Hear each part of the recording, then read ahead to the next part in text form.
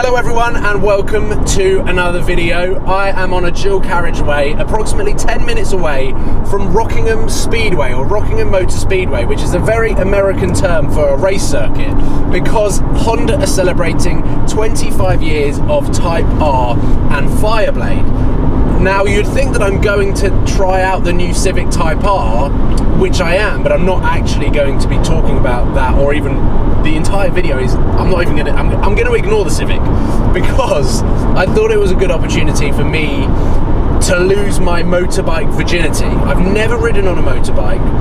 I've sat on one. I've sat on two motorbikes and revved one at Goodwood Festival Speed. So today I'm going to go on one for the first time, and I thought, what better opportunity than having a race circuit, that will probably have all of the equipment, or Honda that will provide all of the equipment, and obviously motorbikes and a driver. I don't even know what shape of bike this is, whether it's like a big cruiser, whether it's like a fast bike or a motocross bike. Fundamentally, I thought this was the perfect opportunity to get an experience of going on a motorbike under my belt. I've sat here now for a good couple of minutes whilst I stare at these Honda Type R and Fireblade signs. I'm really nervous about going in and signing on and being like, yep, I'm signing to go on to the back of a motorbike. This is not how I think anyone intended me to ever look. I am so tightly sewn together by my motorbike leathers, and it is just becoming quite apparent how little safety you have on motorbikes. Essentially, I'm wearing all of the airbag aids that are possible if something was to go wrong. So I've got shoulder pads, I've got elbow pads, I've got knee pads, I've got like a back, so I've got a back thing here. Essentially, this suit is the only thing that is going to keep me safe if I fall off the bike. NSX over there looks cool. Starting to regret my decision of choosing to do super bikes.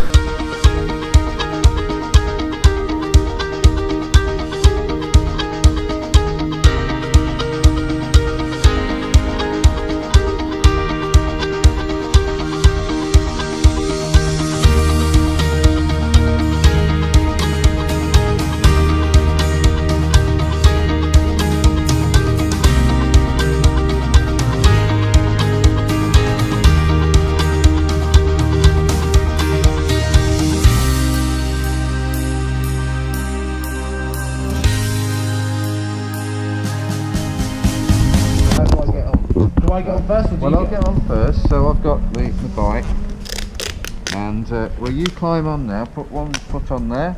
One foot on there? Yeah. And over you go. Are you okay? Like that? That's it.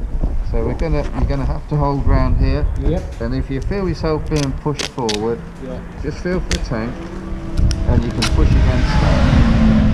Okay. So for the most part, just round me. Yeah. And that should be enough, quite honestly.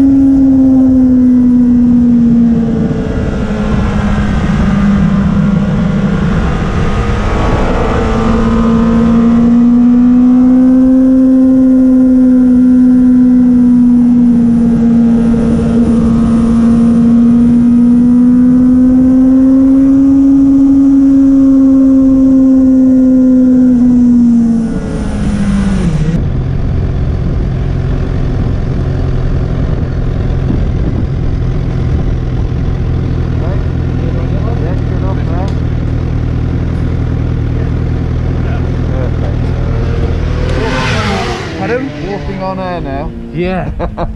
Holy. Enjoy it.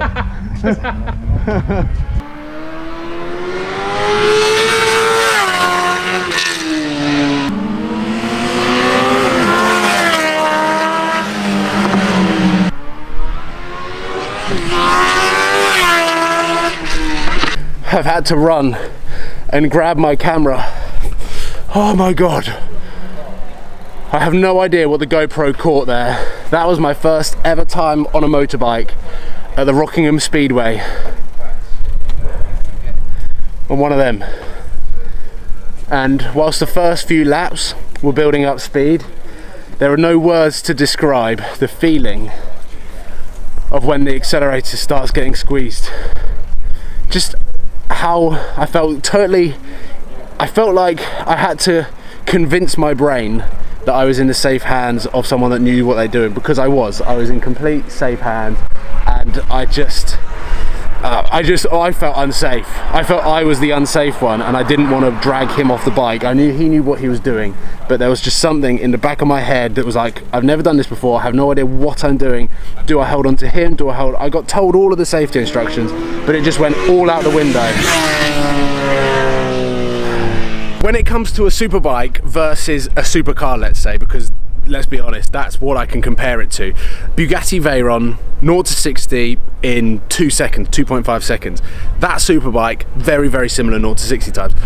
What is the difference in terms of feeling, experience? And for me, Bugatti Veyron, being comfortable, being luxurious, being £1 million, when you do a 0 to 60 time in the Bugatti Veyron, you are comfortable, you feel safe, you're in a cabin, and whilst it is incredibly, incredibly fast and everything zips past you at 1 million miles an hour, doing it on a superbike when there is nothing between you and the floor and the barrier if something was to go wrong, but still doing the same 0 to 60 time as a Bugatti Veyron, feeling the wind, feeling every element shift you across from the bike, because it's a very slippery seat. Like, it is not a comfortable leather bucket seat like the Bugatti Veyron. Everything in your brain is concentrating on keeping you on the bike and as safe as possible, but in the back of your mind you're thinking, if something is to go wrong, that's it, you're finished. Would I own a superbike? Whilst I respect the adrenaline junkies, the people that ride these superbikes around the Nürburgring, that race them in MotoGP, I have a newfound respect for anyone that rides a bike in general. It's just, I would need a lot more minutes, hours, and what the instructor who was taking me out was saying is I've essentially jumped into what is one of the toppest tiers, or the highest tiers of speed on motorbikes that you can possibly do. And I've never ridden a motorbike until today, and to do that, he said I was pretty good at being a passenger, which I'm thankful for because I didn't die. But my heart is still racing and probably will be continuing to race quite highly for the next 24 hours. But that is it. That is my superbike experience, my first superbike experience, finito. Now I have to go back and pray to God, keep my fingers crossed, that the GoPro footage was able to capture the essence, the speed, the lean, how close I was to death pretty much for the entirety of. Cảm ơn các bạn đã theo dõi.